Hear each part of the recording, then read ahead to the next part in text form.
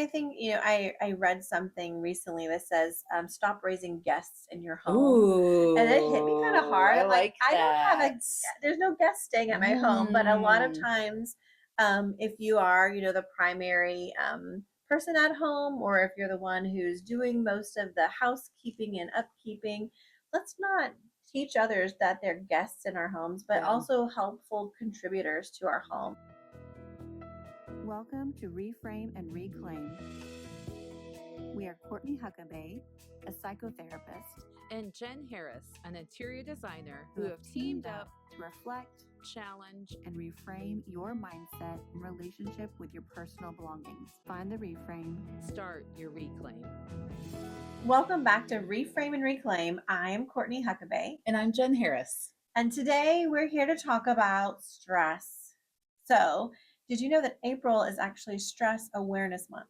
I did not, but it is a very stressful time of year with taxes and Yes. trying to plan summer camps and summer events already. I can understand why they would pick this month. We're past the first quarter of the year. That means we've had a fourth of the year that we've Ooh. lived through, but now starts all of the festivals and events and summer plans and travel and taxes. Nobody loves taxes, but here we are. So, we're here to talk about how stress can overwhelm us and create some stress within our lives, but also how to manage overwhelm and stress as well. So, we have Reframe and Reclaim mostly about home and spaces. Yes. However, in general, stress can come from lots of different places. It can come from our to-do list or our expectations and responsibilities we put on ourselves, but also those that we feel are put on us from work or from friends or family. Children. From children. Yes. So there's a lot of ways to manage that, but I think the really important thing is having an outlet, making sure if you're an exerciser, having a really healthy exercise plan and regime to keep you letting out that mental, emotional energy in a physical way can be really beneficial. There's something about the endorphins that come with that gives us a little bit of the relief as well. And if you're a writer, writing and journaling, that's another way to express and to let go of things. But if you're like me and a talker, finding someone to talk to, it can be a counselor, like, a mental health therapist or a social worker, but it can also just be a friend or a family member. Like actually saying it out loud. Some people say it like makes it bigger, and it can, but it also lets you release a little bit of that. So yes, it's that whole sharing of feelings, the shared weight of it. yeah, and also it can help normalize that other people might be experiencing something similar, maybe not the exact same, but we all have different stressors. Yes. Because in my mind, I'm the only one going through this. Right? I'm the only one having to deal with no this. one else has ever done this in the history of time before me. No one else understands me. Yes. But once you actually start sharing with somebody else that you trust and you feel comfortable with, then sometimes it feels like, okay, I'm not alone. Yes. And that can feel really comforting, knowing that there's other people who have been through that, who are experiencing that, or maybe actually have some really helpful guidance or support in that way. Yeah, I get that a lot too, especially with even if they don't have any solutions or suggestions, even just sharing it and getting it off your chest can always help. Just to know you're not alone, right? That's the big thing. People don't want to feel like they're alone. Yeah, and a lot of times we don't want to share our stressors because we don't want to seem weak or fragile or burdening someone with our overwhelm. Yes, or not being capable to manage and handle things. But I think it really is very normal for stress and overwhelm to happen. And there's some really great strategies to deal with how you cope. For me, I'm a list person as well. So sometimes I'm like, there's this huge 28 item list that I have to get to. And I try to help myself chunk it into 5 or less things just for the day. So top 5. What do I have to do today, or the must do? And then what can wait for tomorrow or next week? Yes. And I think that mindfulness and that smaller chunking can actually feel a little more realistic to accomplish. Yes. And less mental overwhelm. I definitely need to take a note on that one, because I'm one of those people. I'm like, I have an hour. I can do 50 things. It's really unreasonable the amount of things I put on the list. And then sometimes, if I've done something earlier, I'll add it just so I can scratch it out. It feels good to mark it out, to Yes. check it off. But I know for me, like, I can sometimes get stuck in the smaller things and not getting the major things done that have to get done, right? Like I want those easy wins. So it's like, well, I'll go do the dishes real quick, or I'll throw in this load of laundry. And it's like, no, I really need to be focusing my time on this other bigger project. And I'm I guilty of that. and I will say there's different psychologies about like should Hmm. I take on and finish the more mentally tasking or um time over taking strategy that I need to do, or should I do small wins? And I really think it really depends on you. But a lot of people will sometimes procrastinate. Maybe it's that big project or that big, paper you're writing for Hmm. school, or we put other things that I can do instead, and put off that big thing, and then the stress and overwhelm actually Yes. grows exponentially. Yeah, I've done that before where it's like, I'm going to do the couple quick wins, right? So it's like, I'll finish my 3 out of 5 things. And I'm like, I can take a break. I've done 3 out of 5, but like 4 and 5 take hours, And so then I'm stuck like, oh, scrambling at the end. And I Guilty. and I think a lot of people can feel this way as well with your home environment. And Hmm. actually, there's a lot of evidence and research that says your home environment, your work environment, your car environment actually has a lot of impact on the stress and your own mental health. Yes. And so You don't even realize it. we Yeah. live in it every day and we don't And you realize. normalize it, right? Yes.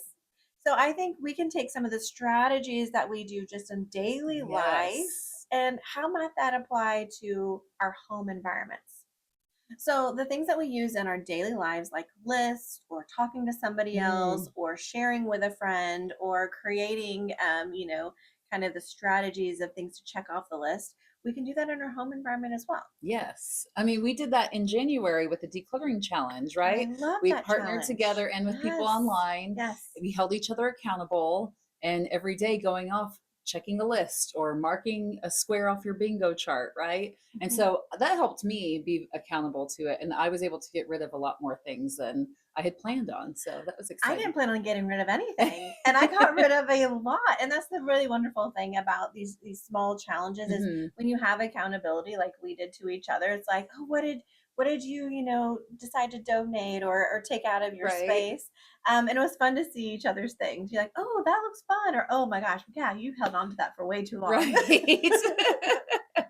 And one thing too, with this overwhelm, repeatedly we saw when we were writing the book in our case studies, the biggest problem was for people was just getting started. They Yeah, felt so overwhelmed. They got bogged down by the size and the enormity of what the the whole overall home. the whole home was. Yeah. So we really recommend breaking this down into a much smaller piece.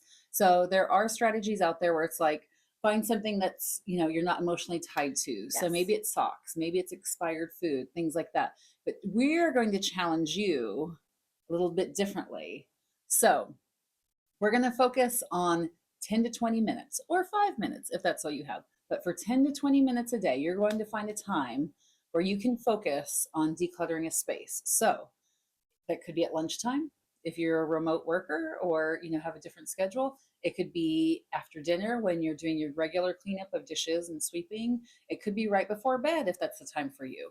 But what you're going to do is find a space that's in that whenever your time is that you're in a lot. So if it's right before bed, you're going to find a space like a nightstand or a bathroom counter, somewhere where you are in that space every day and you really need that flat surface cleared off.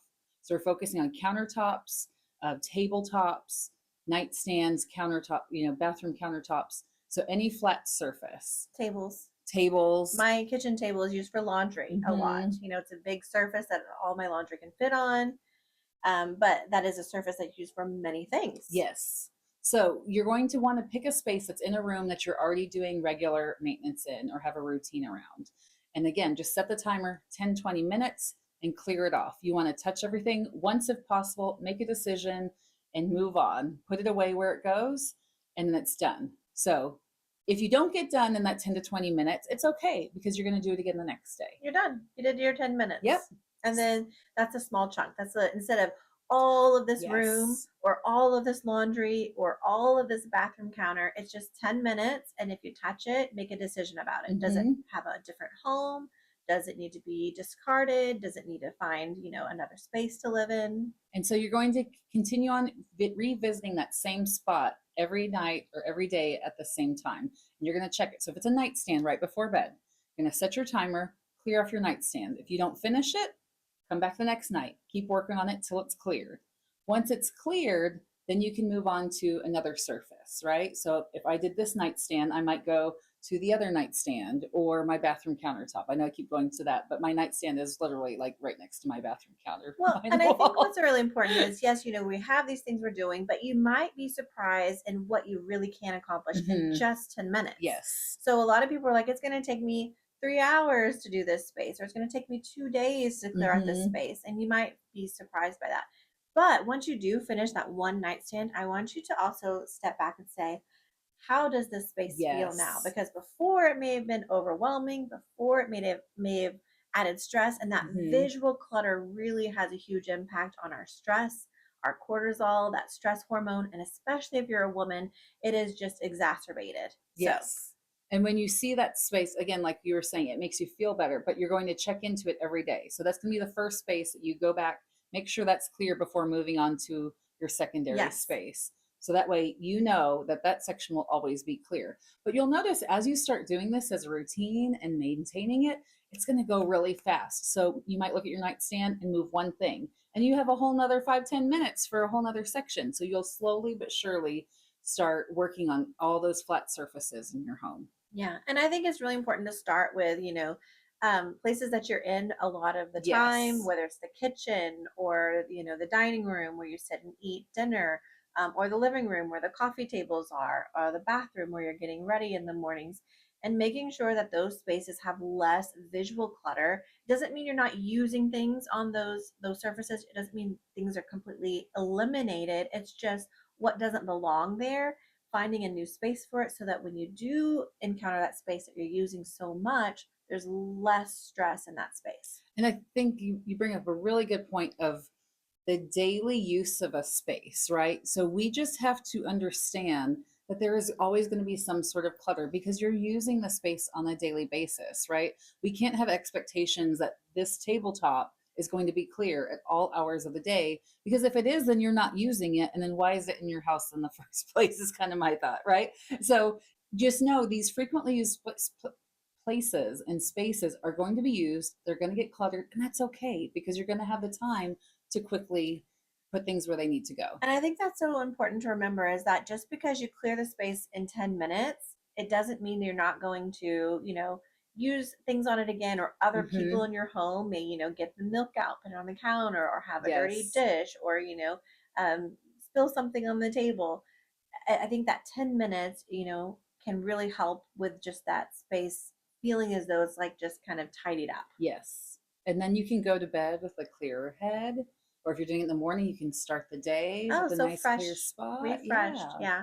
Or lunchtime, like you said, if you're a remote worker, I know that whenever my husband works remotely, sometimes he'll be like, I'm going to make lunch real quick. And while I'm doing that, I'm going to unload the dishes. And then, like, it takes him 3 minutes to maybe unload the dishes. It doesn't mean he's putting like all of the dishes away. Maybe they need to dry on a drying pad, Hmm. or maybe, there's pots and pans that, need to be cleaned. But that's one step, not the whole kitchen being examined at that lunchtime. Right. So maybe it's taking, again, a nightstand. Maybe it's your entryway, your mudroom. Maybe it's a kitchen counter. Get your kids involved. If they're the ones using the entryway and the mudroom space a lot, have them set a timer for 10 minutes and just make sure the shoes are put up, backpacks are zipped and ready for the next day. This doesn't all have to fall on you, but it does. You do set a really good example when you start doing these things, these habits for other people in your home. And I think, I read something recently that says, stop raising guests in your home. And it hit me kind of Ooh, hard. I I'm like, like I don't have that. there's no guest staying at my home. But a lot of Mm, times, if you are, the primary person at home, or if you're the one who's doing most of the housekeeping and upkeeping, let's not teach others that they're guests in our homes, but yeah. also helpful contributors to our home. And I, like Jen said, being a role model of what that looks like is one thing, but teaching your children and teaching your partner what our systems and our expectations are, it allows them to have life skills for their life too. And so they can notice things and contribute. And then that's less stress and overwhelm on you. That's more that they get to be capable and contributing. And then we're all working together, which is just a beautiful thing. So I think though, what I'm taking away from this podcast is Mother's Day this year. I'm going to have a rule where I'm the guest in my house. That's what I get to be guest for the day. I get to be guest for the weekend, the Oh, whole even weekend. better. Yeah. I like that. No, and I do think it's really important because a lot of times we think it's just faster and easier if I do it. Yeah. But if my partner doesn't know the system in my space, or if my children don't know where things belong, or teaching them how to tidy things up or organize things, it's really a disservice to them in the long run. And a disservice to us in the long run too. So Yeah. So, with the idea of this being Stress Awareness Month, we have a few tips, whether it's making a list and checking off what things you can do, in your home one day at a time, or if it's finding one flat surface, a space that you're using typically to make that a little bit more peaceful, a little bit more organized. Or speaking to your other family members in your home of what they can help you with, and making sure that we're making time to share those strategies and systems and working together to get those things accomplished. yes, so don't get stuck in the overwhelm. 5, 10 minutes, 20 minutes makes a huge difference. Just get started, and we promise it's going to start snowballing. You're going to get motivated, and it'll be easier to accomplish the bigger tasks. Yep, this is a good place to start, a good habit to begin as we're working through to the middle of the year.